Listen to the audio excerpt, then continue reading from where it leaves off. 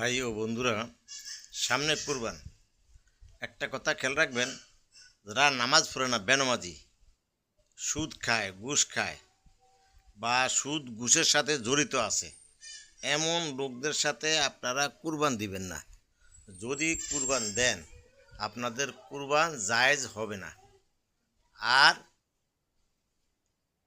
এমন লোকের সাথে কুরবান দিবেন যারা পাঁচ ওয়াক্ত নামাজ কালাম পড়ে হক পথে চলে, হক কথা বলে।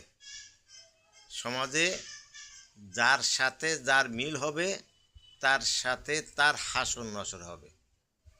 আরও একটা জিনিস লক্ষ্য করবেন, যারা সমাজে মাস্তানি, অহেতুক চুগলখোর, উল্টাপাল্টা কথা কয়ে বেড়ায়, তাদের সংস্পর্শ থেকে দূরে থাকবেন। ভালো লোকের লোকে কুরবান দিলে আপনার কুরবানটা সত্যিকারের কুরবান হবে। আর নচেত এত টাকা খরচ করে কুরবান দিবেন, কুরবানটা যদি আপনার কবুল না হয়, আপনার টাকাটাও ব্যর্থ গেল, আপনার সময়ও নষ্ট হয়ে গেল। কাজেই আমরা নামাজি লোক ছাড়া কুরবান দিব না। আর সুদ ঘুষওয়ালা লোকের থেকে সবাই দূরে থাকবেন। দরকার হলে নিজে একটা ছাগল কিনে কুরবান দিবেন, তারপরও খারাপ লোকের সাথে কুরবান দিবে না। আশা করি সবাই জিনিসটা মনে রাখবেন।